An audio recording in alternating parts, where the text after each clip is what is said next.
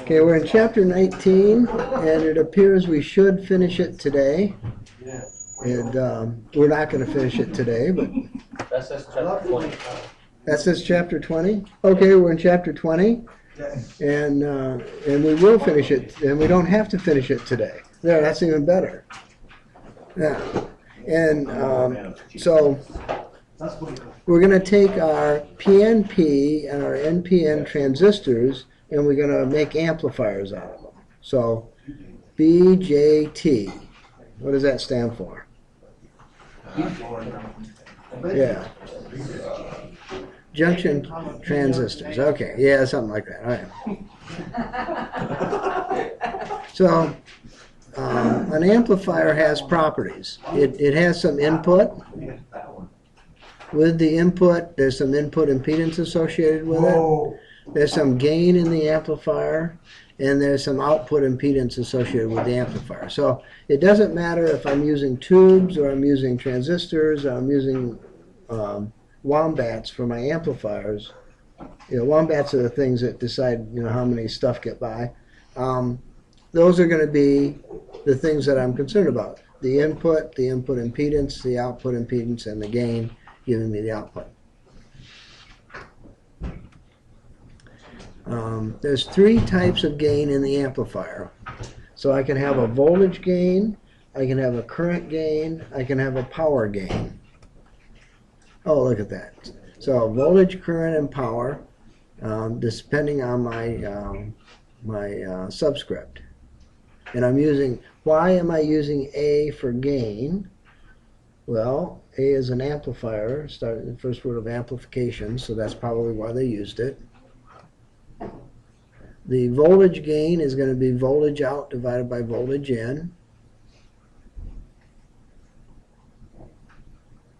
Normally we are talking about AC inputs and AC outputs. We'd use RMS values.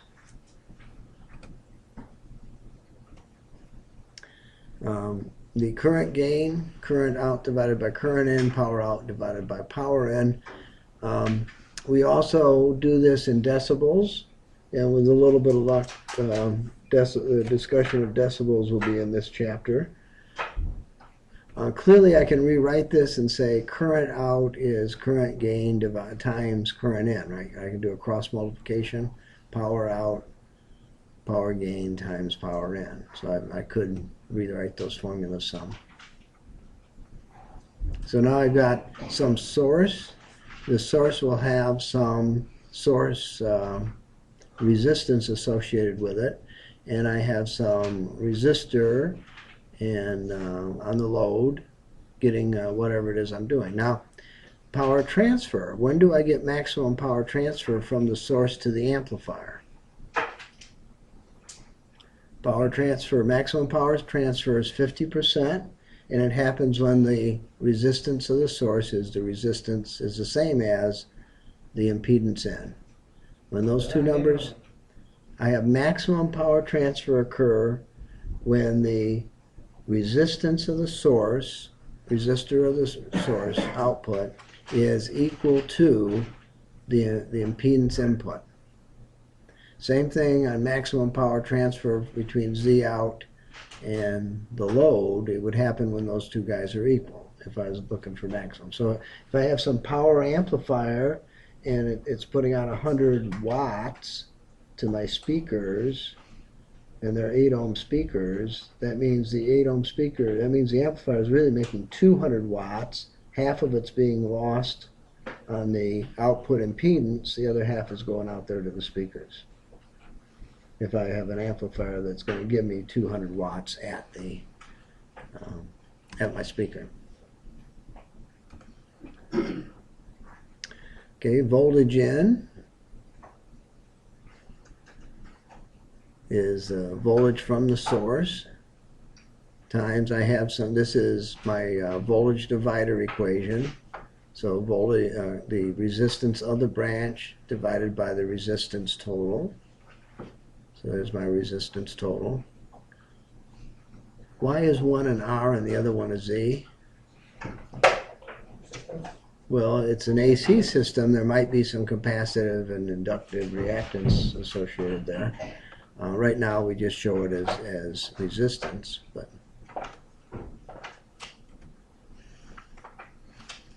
load out. Again, we're going to take the voltage divider, my load resistance divided by the total resistance.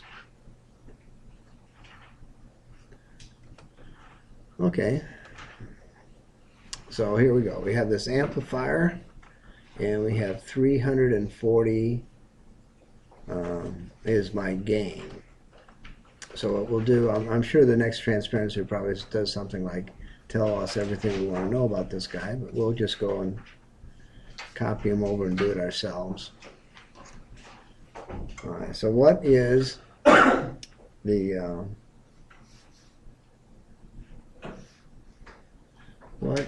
the voltage in? Voltage in, well, 15 volts, right? Well, 15 millivolts times 980 divided by 980 plus 20. So that would be the voltage seen by the amplifier. And so we take the glorious calculator out. See if I can clear memory on it. So 0.015 times 980 divided by 1,000. 14.7 millivolts. Voltage out of the amplifier is going to be voltage gain divided by voltage in times voltage in. 340 times 14.7 millivolts.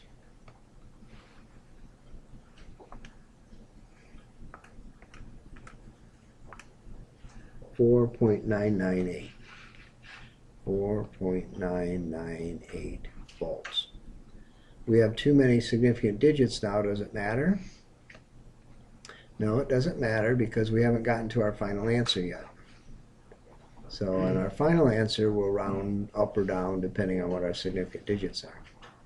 So the voltage at the load is going to be voltage out, resistance of the load, divided by the output impedance plus the resistance of the load. 4.998 volts. 1.2 K divided by 250 plus 1.2 K. Okay, so I already have the 4.99 in my calculator times 1200 divided by 1425, and I get 4.136 volts as my voltage at the load. I go back and say, well, I have two significant digits, so that's all I'm going to keep. So final answer, voltage at the load, 4.1 volts.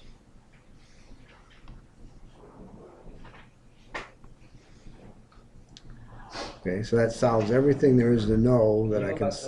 Oh, no, I can't. Don't know how. Oh, maybe I can.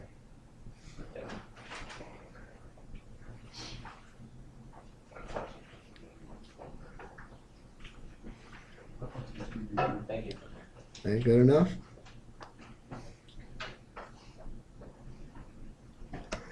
And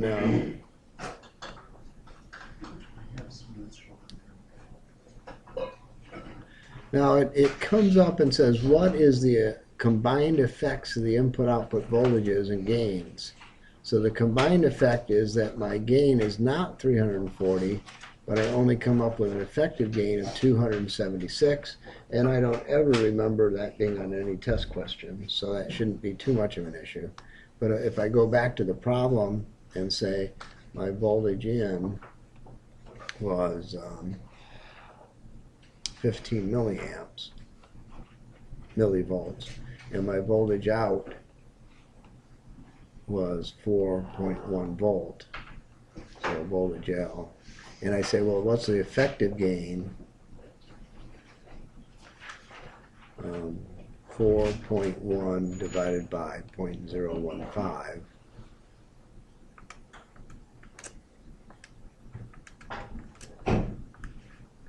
And 273. So we can look at it that way, but I don't recall ever looking at it that way. And there is my my VN, my V out, my voltage at the load, and my effective gain.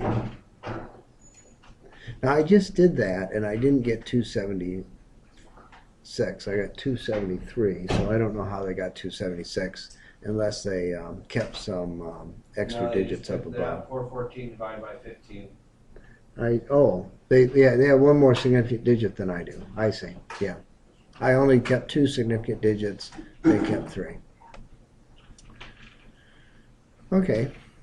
In an ideal amplifier, we'd have infinite gain, infinite impedance on the input. So whatever the V was at the source would be Vn, and would have 0 impedance on the output. So whatever our output voltage was, that would be the voltage on RL. So in an ideal world, which is what we normally like to deal with because it's easier, we would think of it that way. So ideal voltage amplifier. A question about this would be on the FCC exam. What makes an amplifier ideal? Infinite gain, finite input impedance, infinite input impedance, 0 output impedance. So now I've got a common-emitter configuration of my transistor. This is an NPN transistor. I got some voltage going in. I have some voltage going out. I'm inverted because I'm taking my voltage off the collector. If I put the load on the emitter, I would not be inverted in this case.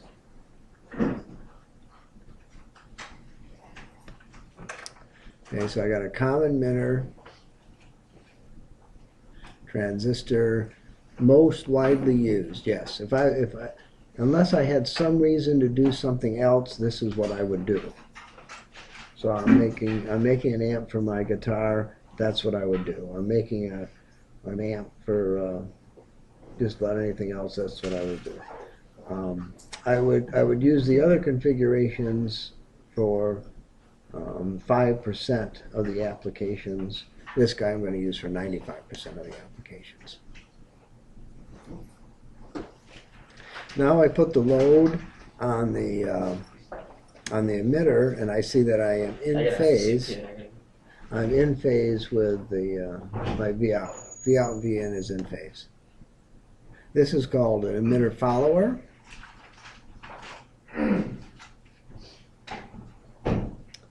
And it's used for current gain. So I would use this in an application where I was in a big auditorium and I have a walkie-talkie system, and I'm not going to use any power. I'm going to have small batteries, and I got a long wire to get from the pit to where the spotlight operator was. So I'd want a current gain device in order to push enough current down the wire so the guy up on the spotlight would hear it. So that's when I'd use my common collector emitter follower.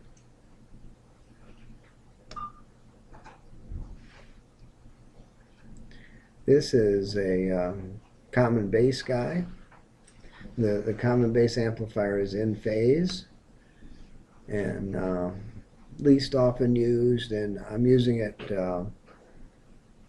I don't know what I'd use it for, but I'd use it for. Well, we saw it in a maintaining of line voltage application in the crowbar circuit in the industrial class. That's what we had. Common-Base Amplifier. Comparing the amplifier configurations. Okay, so Common-Emitter, okay gain on voltage, current, high power gain, not particularly high or low input or output impedance, mid-range. Emitter follower, not much voltage gain,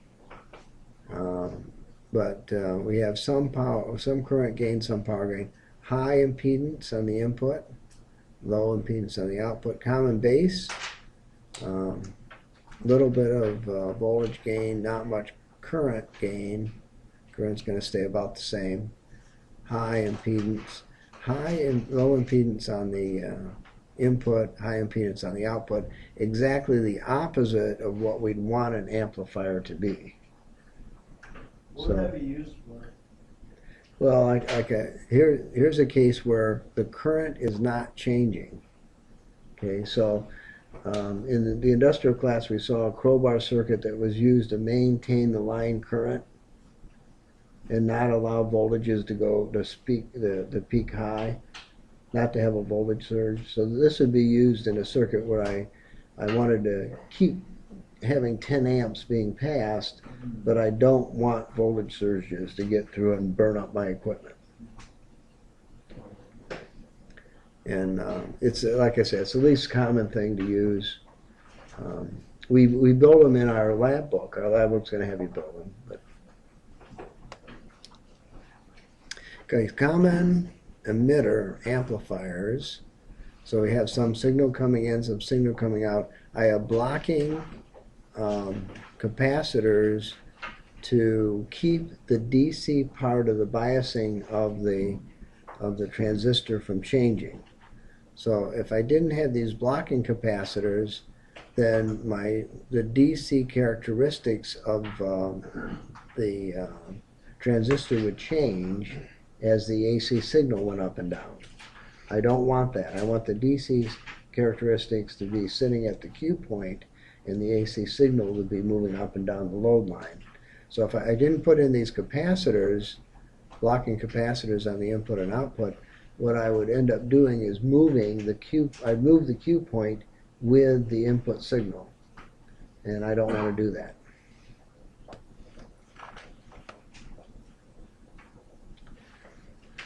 Here's another Common-Emitter configuration of the amplifier.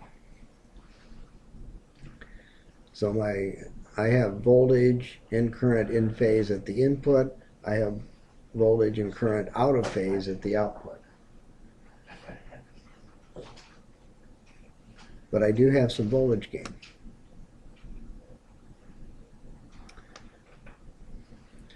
Okay, little RE is the AC emitter resistance.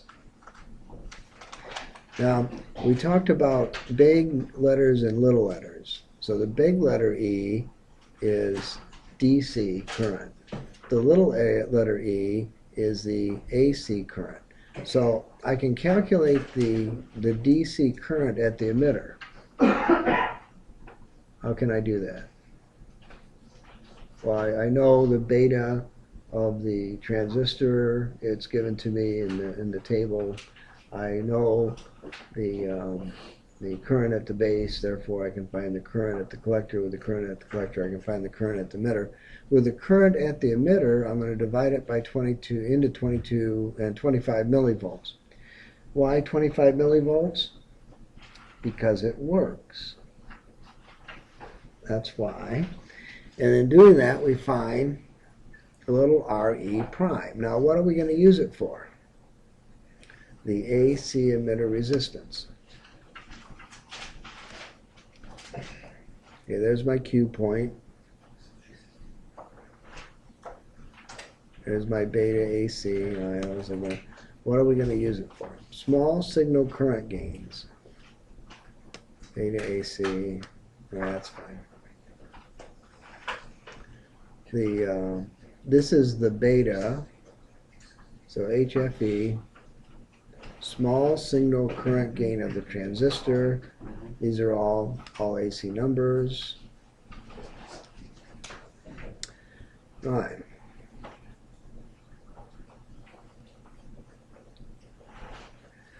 So I have something that looks like that. I normally go and do something different. AC equivalent circuits. Okay, so an AC equivalent circuit means I don't have to worry about the DC. So my voltage VCC, which is my common collector voltage, I don't have to worry about. And my AC signal, my AC configuration of the common-emitter amplifier looks like that. All right. So now I can go and instrumentate it and see what's happening. Isn't that lovely? That is so confusing, isn't it? Now, coupling. So I'm coupling two of these guys together. I have a coupling capacitor between the two amplifiers. If I want to gain a 75, I'm going to do that with one lousy transistor. If I want to gain greater than 300 or so, then I'm going to have to do that with multiple transistors. So that's why I'm going to couple them together. I see that I have DC only sitting right there. I don't have any AC signal sitting there at all. And I got some AC coming in. I got some AC going out. I changed my phase. My phase got changed back. So I have the same phase there as there. And when I get done, I'm back in phase. So I went out of phase by 180 degrees. I'm now back in phase by 180 degrees. I'm back in phase with the input. Input and output are going to be in phase if I have two stages of my transistor. Coupling capacitor is connected between the amplifiers to provide DC isolation between the two stages. If I have a situation where I want the Q point to be a little bit different on one than I do the other, they have to have different DC values on both. So that allows us to pass between the two stages without distortion. So that's a good thing too. We also have a coupling capacitor that's coupling at the emitter. Okay, so this becomes a short to AC, and it becomes an open to DC. So it's a DC open and an AC short, and that keeps my Q point from moving. That's why I'm doing that. Because otherwise, if this voltage were to go, DC voltage would go up and down here, then I'd change the current through this guy, the emitter resistor. If I change the current through the emitter resistor, my Q point's moving up and down the load line. I don't want to do that. Coupling capacitors to establish an AC ground at a particular point.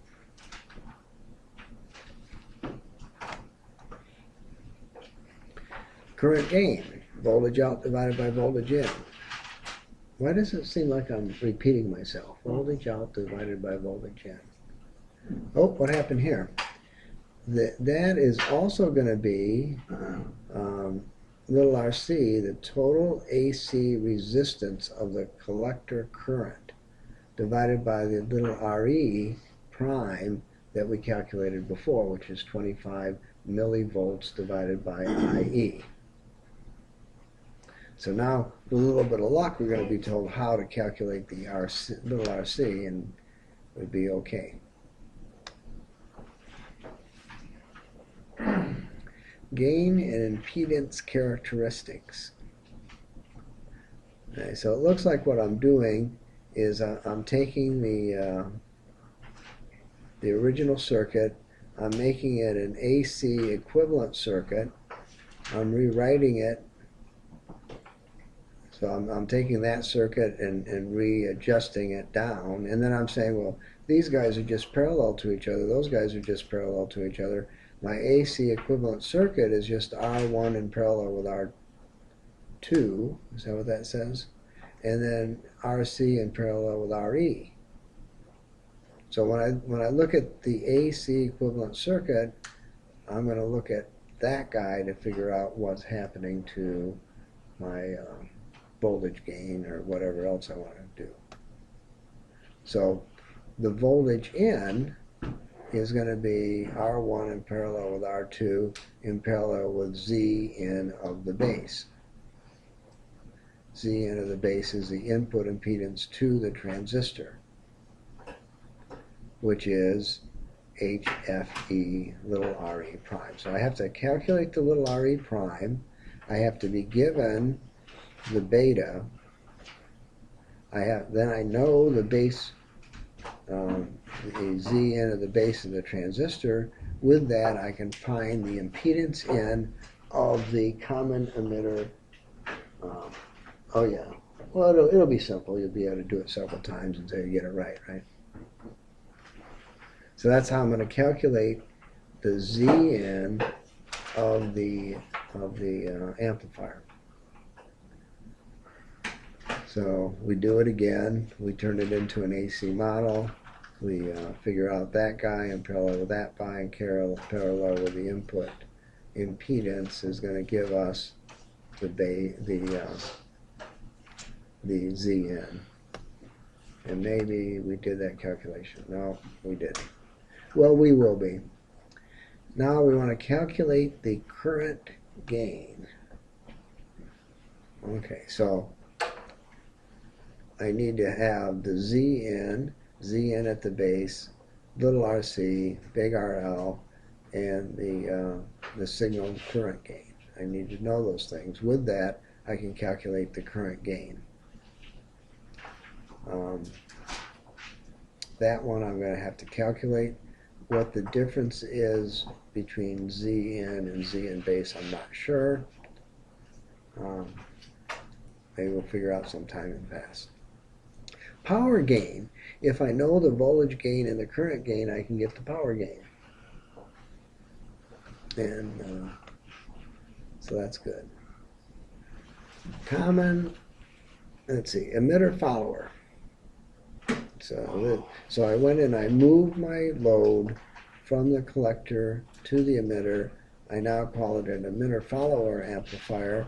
I am now in phase input and output.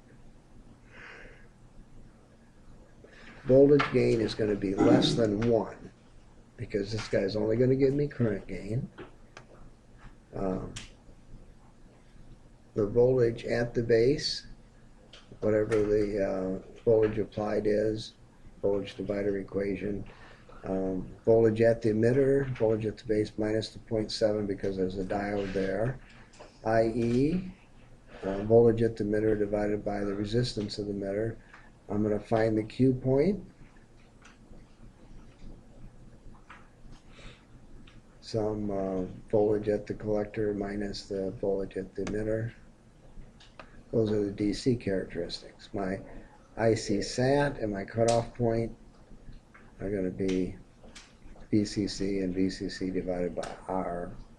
Okay, that's nothing new there in particular. I look at the AC characteristics again. So there's my DC characteristics. My AC characteristics look like that. I'm just to have a little RE sitting there, and I'm going to be in parallel. R1 and R2 are going to be in parallel on the input. And I can find little r capital E by taking the emitter and the load guys in parallel, and I have equations for my output. Most circumstances, RE is much less greater than little re, so we can ignore it. And that's why we say our voltage gain is 1, a little bit, yeah, about 1. Good enough.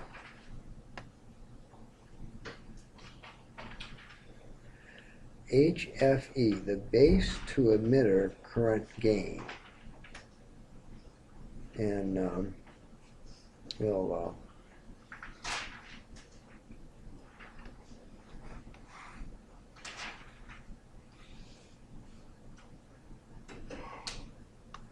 get over here. So we said that our beta is basically our HFE guy, and that the current at the collector is beta IB, current at the base. So the current at the emitter is 1 plus the current, the 1 plus beta current at the collector. So that's what we had. So right here we say, well, that being the case, the emitter gain is going to be 1 plus the beta gain that we had before. And that's where that thing's coming from. And because they're orders of magnitude, if my gain's 100 or 200, then I'm 2 orders of magnitude away. Why carry that many significant digits when I don't have to? It's approximately the same.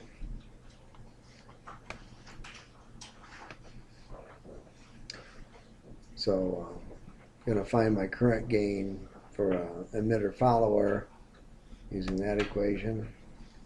Zn is going to be Z1 parallel Z2 parallel with Z at the base.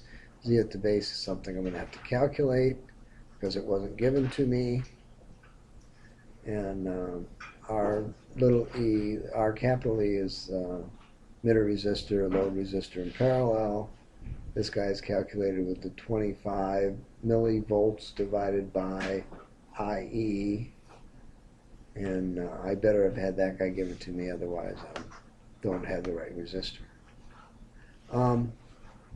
We can also look at a Thevenin resistance, because we have a source resistance associated with the signal as well. So my Z out, and so RE in parallel with all that good stuff. Sounds like a good time to use calculators for something, I don't know what. And the power gain is the current gain times voltage gain again. Okay, Common-Base Amplifier. Those are basically the same 2 circuits that I see there. I went and changed them over a little bit, I suppose. Provides voltage gain without current gain.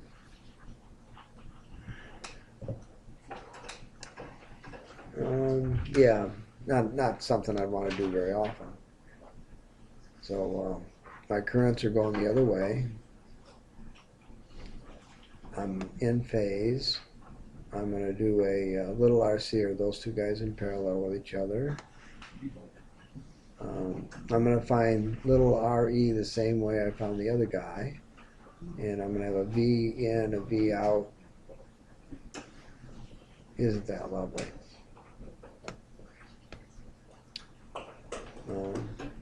I'm going to have an input impedance and an output impedance, and now I have something new. HOB. Oh well. Typically in hundreds of kiloohms. So Z out is normally very close to whatever RC is, because that number is so big. Class B amplifiers. Oh, bummer. So a Class A amplifier are the 3 that we already talked about, and I have a signal, I have the whole signal coming out. A Class B amplifier is going to do something different. So a Class A amplifier works fine the entire 360 degrees of an input cycle. The Class B amplifier improves the low efficiency, but doesn't give you the 360 degrees. Oh, bummer. Sounds like a bummer.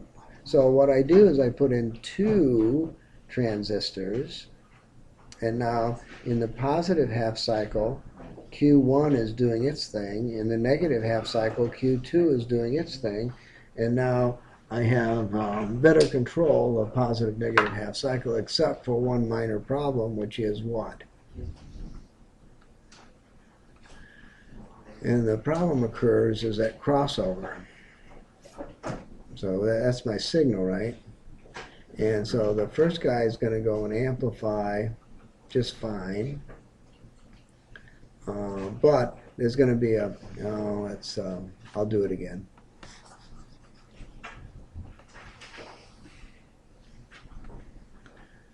So that's my signal coming in. Oh, that's gorgeous. And then I'm going to amplify the signal.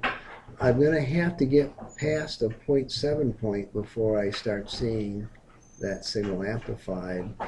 And I'm going to end up with some dead area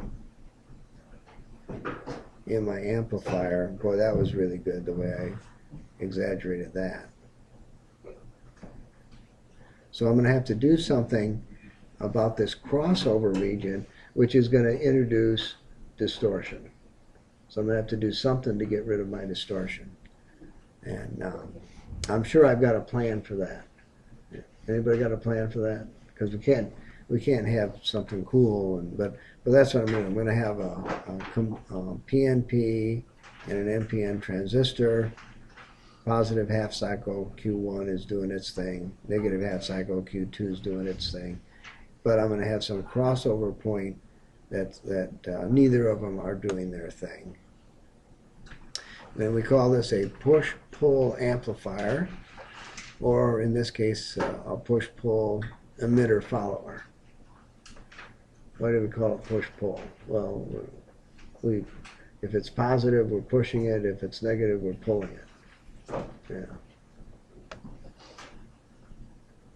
So my sine wave, I'm in phase on the inputs, I'm in phase on the outputs, but I'm only, Q1 is conducting in the positive half cycle, Q2 is conducting in the negative half cycle.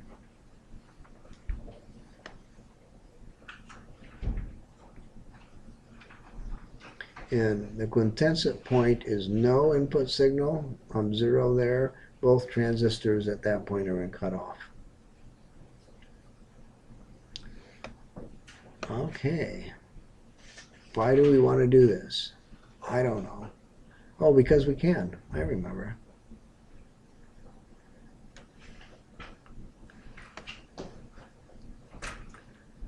There is my distortion that I'm seeing. So I'm now showing a crossover point where I have some distortion between these guys caused by the 0.7 voltage drop that's associated with the PN junction in the two transistors.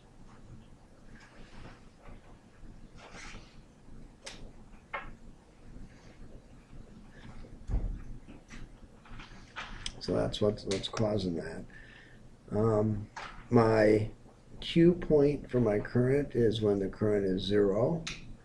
My Q point for my voltage is halfway between VCC. I have some rules for calculating the gains. So I've got some input gain, I have some current gain, some voltage gain, and how I'm going to calculate those things. And I'm going to have my book open to the right page when I have to do it. I have some Z out I have to calculate.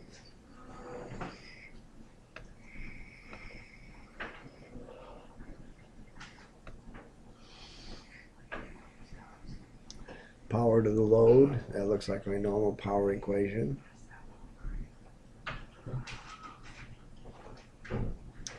Well, I don't know what PP stands for. Anybody know what PP stands for?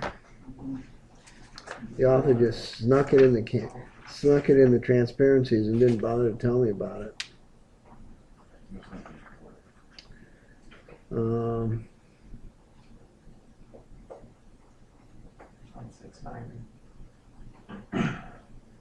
It's the compliance. The compliance of the amplifier is as follows.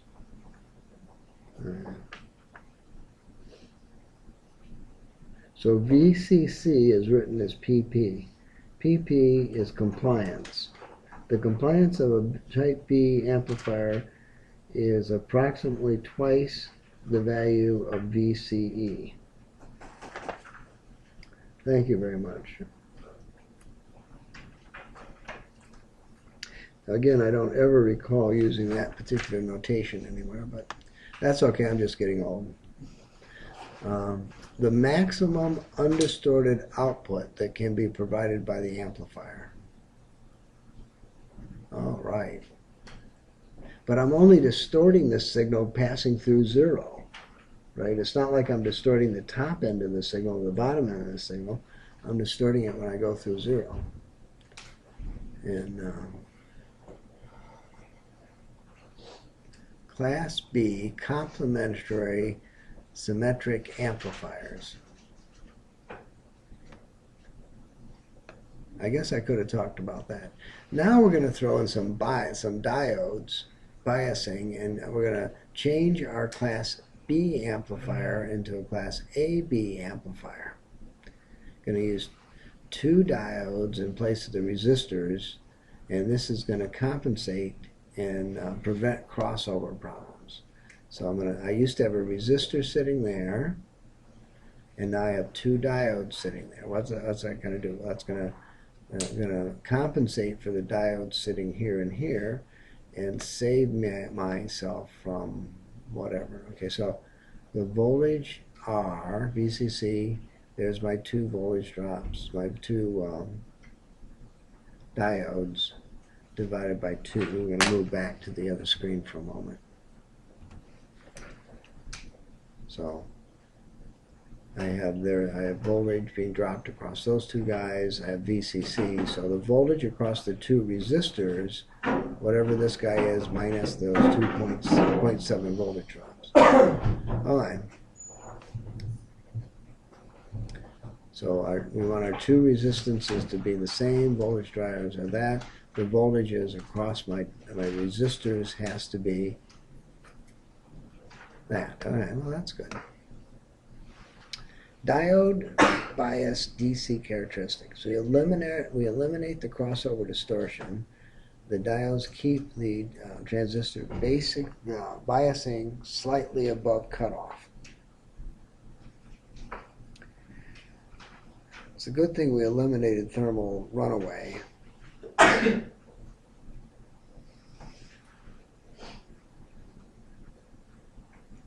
The phenomena of driving the transistor into saturation.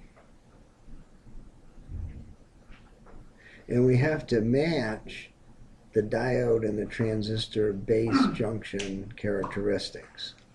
Okay, so we can't just willy-nilly put in any diode. We want to pick the right one.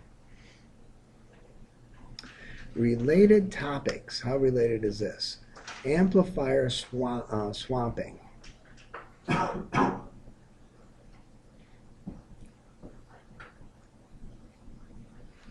Okay, so we're going to go in and change what we're doing at RE so that we don't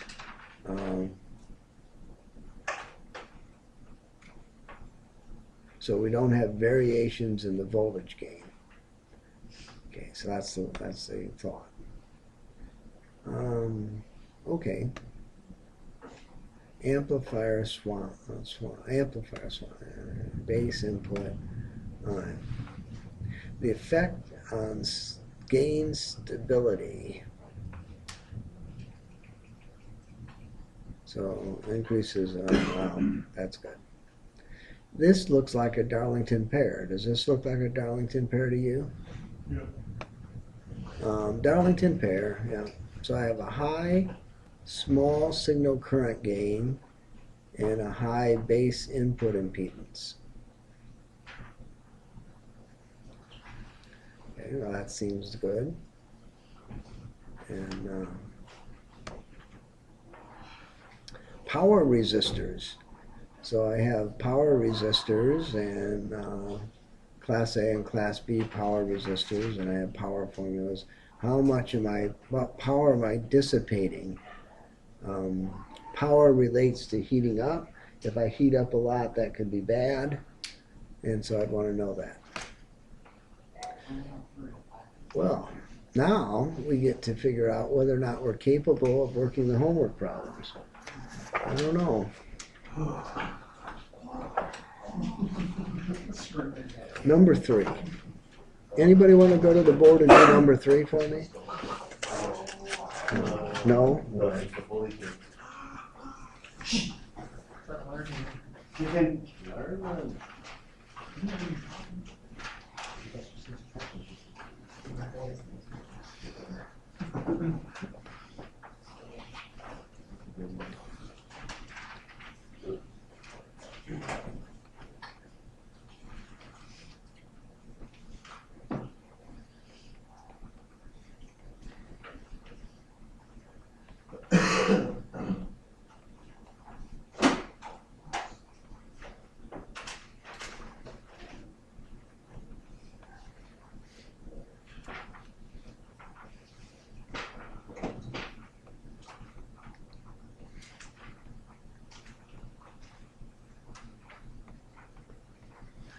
This looks like a problem you want to have on a test, right?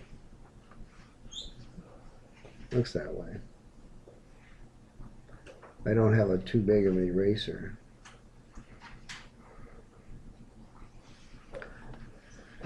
Okay, well, we can't do that one in our head. This guy here, voltage out would be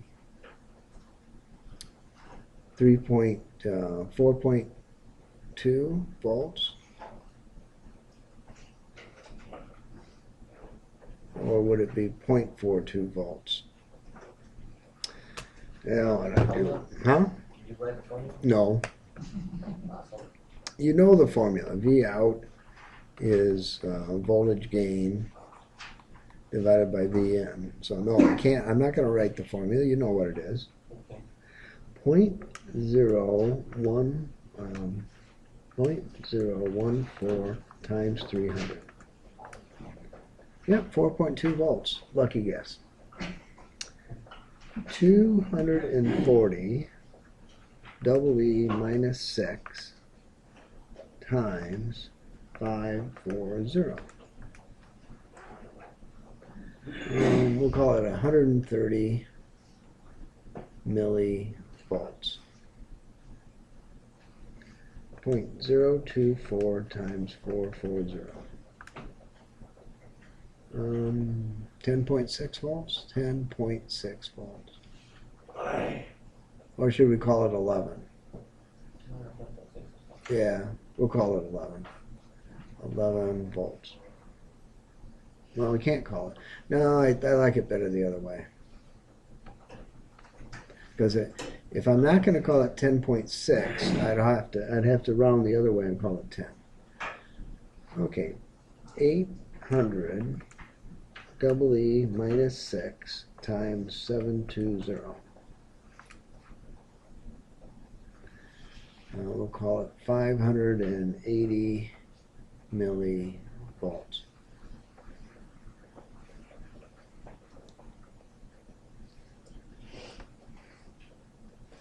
I really do want to have the littler guy.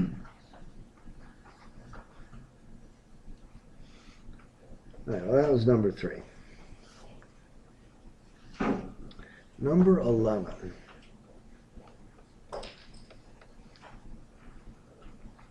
Calculate the effective voltage gain of the amplifier in B below. Nice, I've got that guy, I got this guy, I got an amplifier, and I got that guy. And I got RL 12K, RS 60 ohms, the voltage gain 140, the impedance in 300. Well, that's a lousy impedance in. Impedance out 300. That's both of those are bad news. Bad news bears. Okay, well, so the voltage in to the amplifier is going to be, what do I have? I have 100 millivolts over here. It would be 100 millivolts times resistance of the input impedance 300 divided by 300 plus 60. Okay, so point 0.1 times 300 divided by 360. 83 1/3 millivolts. Okay. The V out of my amplifier is going to be my gain. What's my gain? 140 times 83 1/3 millivolts.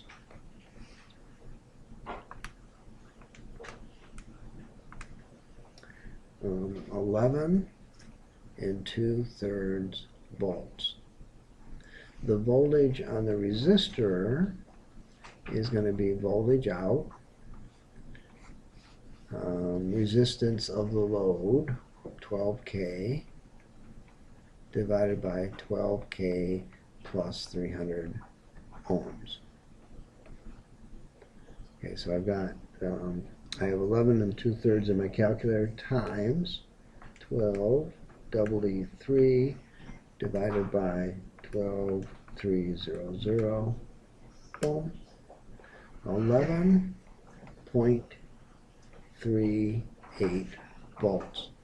Okay, so my gain voltage effective is voltage in 100, voltage out. Voltage out 11.38 volts divided by voltage in 100 millivolts equals 113.8. So the amplifier was advertising a gain of 140, but because of the encumbrance of the input and output circuits, I end up with an effective gain of 113.8. Yeah? Who? What? Well, it's okay? You can do that without help on some tests sometime? Yeah, no problem, right? Yeah. All right. Now, you notice that I left that number in my calculator when I multiplied it by that. I left this number in my calculator when I did this multiplication down there. I had to do this addition in my head to keep the order of operation correct. Okay, so those are just arithmetic things. And then I was happy with my answer when I got it. Number 15.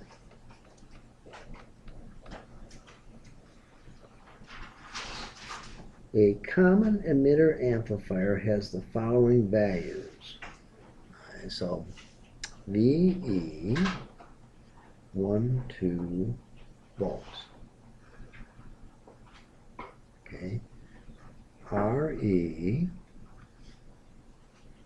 4.7 kilo ohms.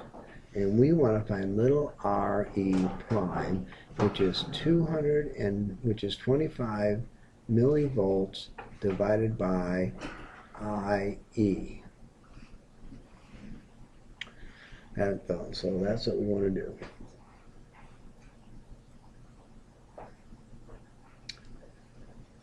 Okay.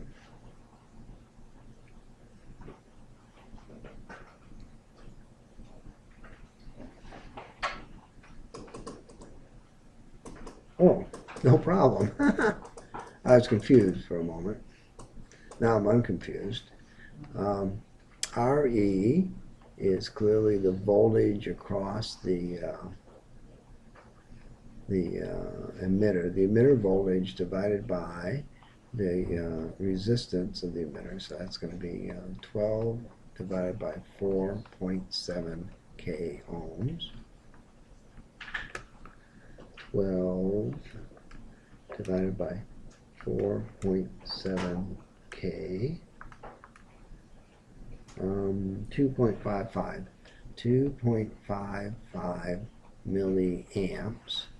I put that in here, and I take 25 double E minus 3 divided by second function answer, and I end up with 9.79 ohms. And then I say, well, I probably don't have that many significant digits, so I'm going to just call it 9.8 ohms and call that my final answer.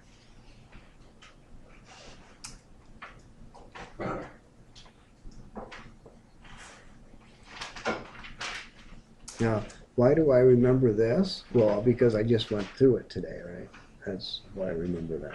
If you would have asked me, if you would have asked me that at 5 of 10 today, hey, what's our little e prime? I said, probably would have made some joke about the Army or something. I don't know. But now I can do it. And I'll probably be able to do it for the next week or so. And I might be able to do it next week too. Who knows? Okay, what was that, 11? That was 15. Wow. So that makes 25 next. Number 25. Turn page. Determine the value of the voltage gain in the amplifier shown below. Okay. I'm not sure I need to draw all of that, but I have H, F, E of 100 and H, little f, little e at 100. And this is a common collector amplifier, so we're going to move back in the book and we're going to find the voltage gain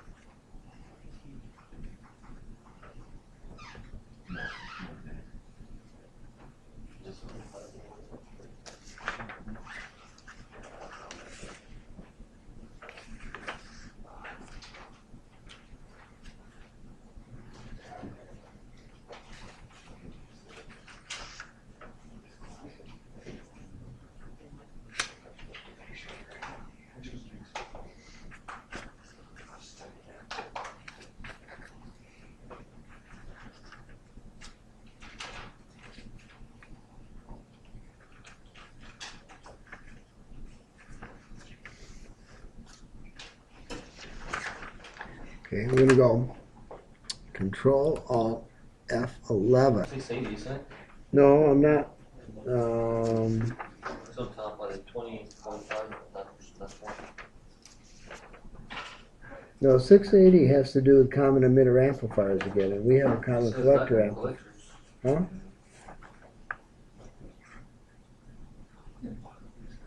Emitter follower, common collector.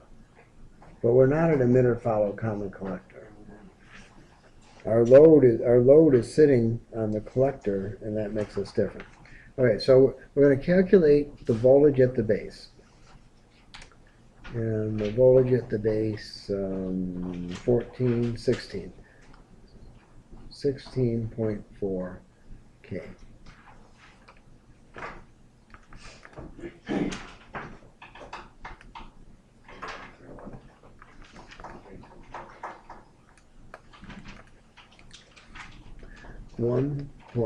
.3 volts. All right, now that we have the voltage at the base, we can figure out the voltage at the emitter, 1.3 volts minus 0.7,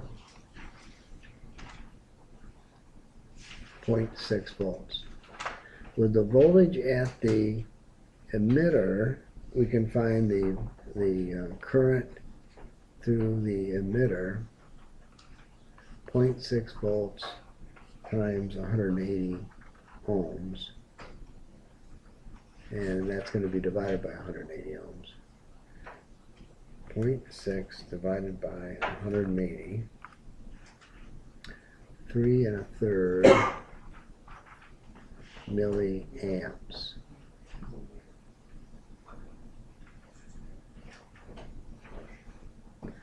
Alright, so I got 3 1/3 milliamps.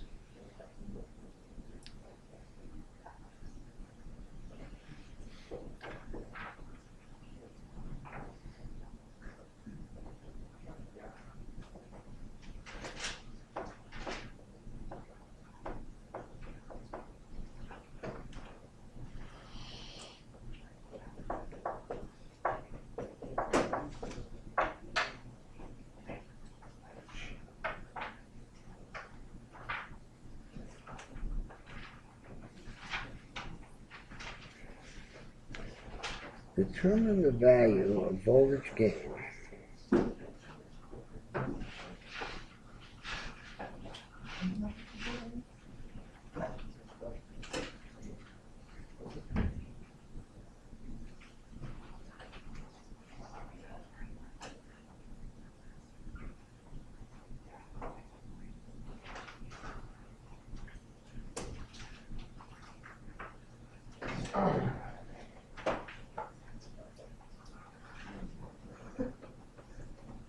I think we're looking at this the wrong way.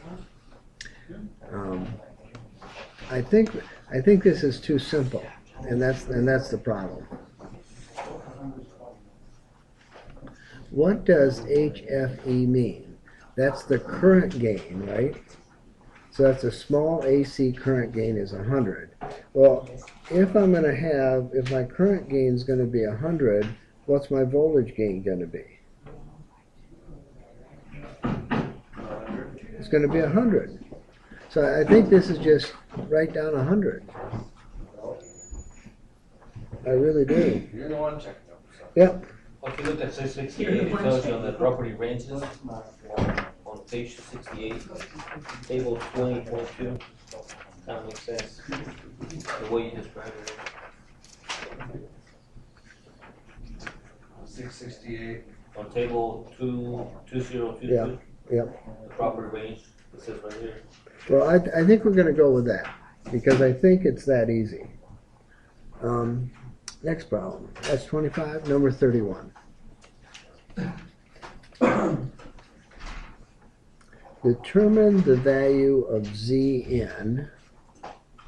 Okay, so we want to find Zn for the circuit in 2042. Okay, the guy in 2042 is an emitter follower.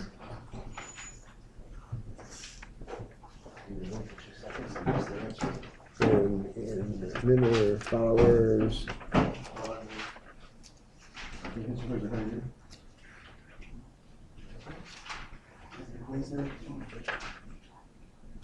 So it gave us the answer. Zn, yeah, exactly. Zn is going to be R1 in parallel with R2 in parallel with Z in base, and Z in base. I'm on page 186 if anybody cares. Is HFE RE prime plus RE. Okay. So that's what we have to do. I'm looking back at the picture. I have HFC. I have that's given as 100. So this guy's 100. He's given. I need to find IE.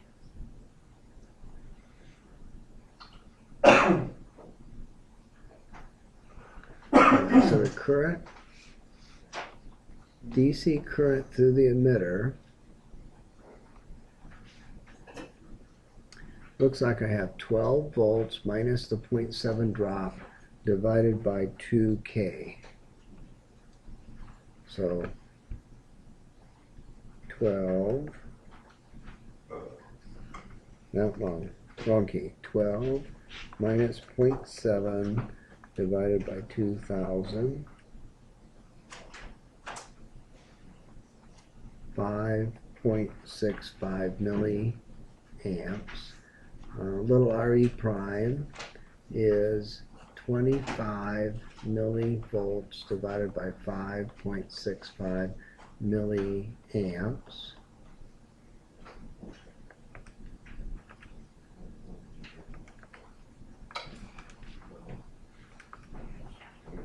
(4.42 ohms). Now little r, big E is little r, big E is 2K. What did I do wrong? For IE, I'm not getting the 5.65 milliamps. 12 minus 0.7 divided by 2K. Yeah, I think what you're doing is you're taking 12 minus 0.7 divided by 2,000 instead of putting it in parentheses. Okay, that is what I did. So this is, we have implied parentheses with a division sign. So what I'm doing is I'm doing 12 minus 0.7. I'm hitting the enter key, And then divide. which does that.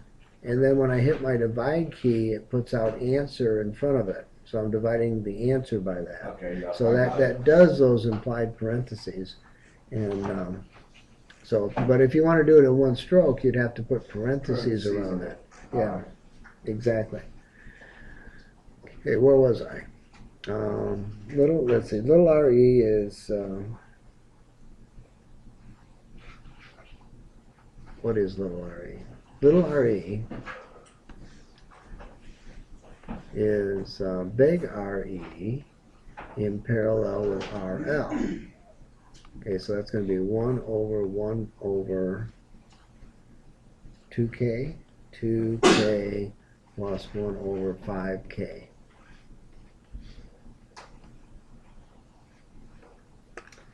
One divided by parentheses 1 divided by 2 plus 1 divided by 5, close parentheses.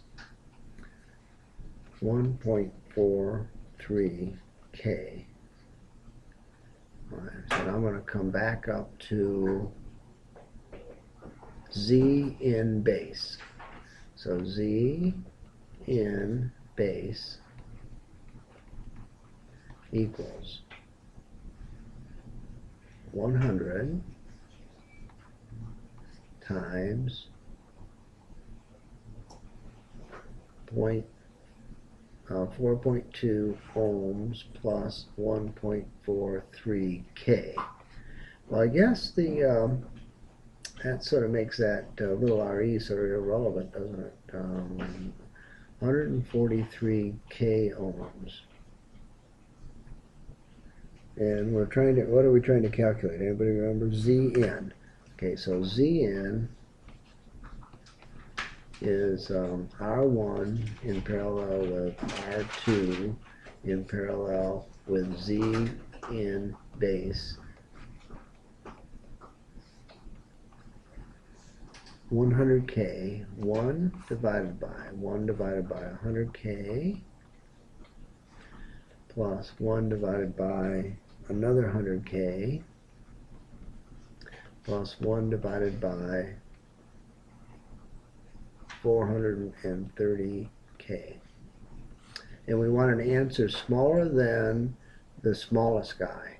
So it's got to be an answer less than 50 when we get down. Okay, so 1 divided by 1. I didn't put a parentheses there. That's 1 divided by 100 plus 1 divided by 100 plus 1 divided by 143, close parentheses. 37K, 37. What in the world? 37K ohms would be my final answer for Z in. Okay, you want me to move up or down or sideways or something?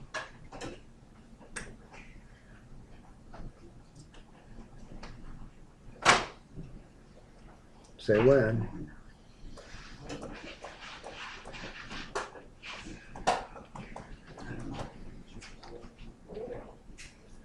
Maybe it'll be multiple choice and easy to guess, right? Nah, it won't happen. 27. 39 is next. 39 or 37? 37. We just did? No. Yeah, 37's next. There's one more room in this case. Yeah. All in turn. All right, so we're going to do 37 next. Are we done with this guy? Number 37. Calculate the power gain, the voltage gain, the current gain, Z in and Z out for the guy underneath. And do that in less than 15 minutes. No. You'll be done with Less than 5 minutes. Yeah. So we got Oh, 20 less total? than, yeah, because we didn't take a break. Do it in Alright. less than 7 minutes. Anybody got a good joke to tell?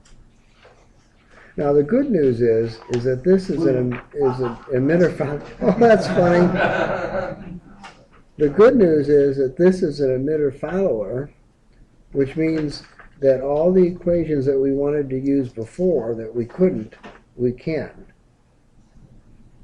Scratch it off. So at 679, so I think we can make it through. I think 6 minutes is plenty. Yeah. Right. 6 minutes. Where's Brandon? Okay, so the first thing we're going to want is little r big E. Okay, so that's the guy we're going to go in first. And little r big E is going to be 1K in parallel with 50K, with 500 ohms. All right, so 1 divided by 1, 50K? 500. 500 ohms. Am I looking at the right guy? 500 ohms. 1 divided by 1,000 plus 1 divided by 500, and we have 333 ohms. So I have 333 ohms as my little r capital E. All right, now I'm going to take that and I'm going to, what am I going to use it in? I'm going to use it in Z in base. Z in base on page 683 is capital is HFC, which is 80, times little re, which is 333. Okay, so times 80. We're going to call it 27K. 27K ohms. All right, now I want to calculate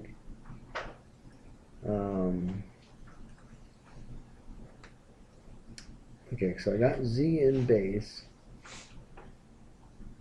I'm going to calculate little re next. I want to calculate IE next. Okay, so IE 12 volts divided by 1K minus 0.7 divided by 1K. Didn't we already do that? Okay, so 12 minus 0.7 equals divided by 1,000 is 11.3 milliamps. RE prime 25 milliamps divided by 1.3 millivolts divided by milliamps. All right, 0.025 divided by second function. Answer 2.2 ohms. Okay, so we've calculated nothing that we want so far. So, but now we can calculate V in.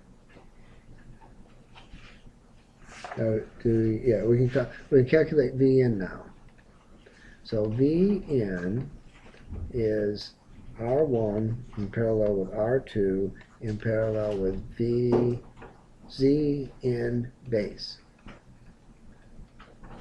Okay, so that's going to be 6.2K in parallel with 9.1K in parallel with, anybody remember that number? 27K. Okay, so I got Z in. 1 divided by, close parentheses, 1 divided by 6.2 plus 1 divided by 9.1 plus 1 divided by 27, and we should get a number less than 6.2, and we do 3.2K. So that's one of the things I'm looking for. Okay, now I'm looking for Z out. Which one was that one? That's Z in. So Z out. So to get Z out, I have everything I need except RTH. So I have to calculate RTH. And I'm on page 683 again. And to get that, I need R1 in parallel with R2 in parallel with RS. Okay, so that'd be 6.2K in parallel with 9.1K in parallel with 800 ohms. So RTH 1 divided by 6200 plus 1 divided by 9100 plus 1 divided by 800 close parentheses equals error, I didn't do something right, 1 divided by 1, clear, 1 divided by parentheses 1 divided by 6.2 plus 1 divided by 9.1 plus 1 divided by 0.8 close parentheses, boom, 6.5, 6.6, 660 ohms. Okay, with that I can calculate Z out. Z, what is wrong with my Z? Z out. RE in parallel with R little prime e plus RTH divided by H, that's an H, it's not an H, HFC. Alright, so back to the picture. 1K in parallel with little re 2.2 ohms. That doesn't look, why doesn't that look like an ohm sign? 2.2 ohms plus 660 ohms divided by 80. Okay, so 2,000 plus 660 divided by 80 equals 2008. Okay, so I got, no, it's not 2008. 2.2 plus 660 divided by 80, 10.45. So this is 1K in parallel with 10.45. Okay, so 1 divided by, parentheses, 1 divided by 1,000 plus 1 divided by 10.45, close parentheses, 10.34. 10.34 ohms. That's the second answer we're looking for, V out. Z out.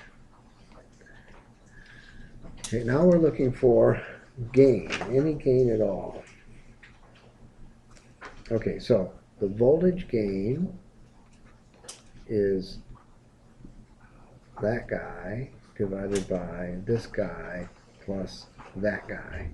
We have all those guys calculated, right? So little r capital E, little r 330 ohms. 330 divided by 2.2 plus 333. That doesn't look like much, does it? 333 divided by parentheses 2.2 plus 333 close parentheses equals 0.993. So the gain, the voltage gain, 0.993, and we'll respell voltage gain because we misspelled it up there. Okay, now current gain. Where is our equation for current gain? Okay, there, I found it. So our current gain on page 682, HFC Zn R little e, R big E, divided by Z in base RL. Alright, so this guy's 80 times Z in 2.3K. 3.2K R big E. R big E. 330. 333 divided by Z in base 27K times RL, which is 500 ohms. Okay. AT times 3200 times 333 divided by 271230 divided by 500, 6.3 current gain. Okay, power gain is the easy one because power gain is voltage gain times current gain. So voltage gain was 0.993, current gain was 6.31, so power gain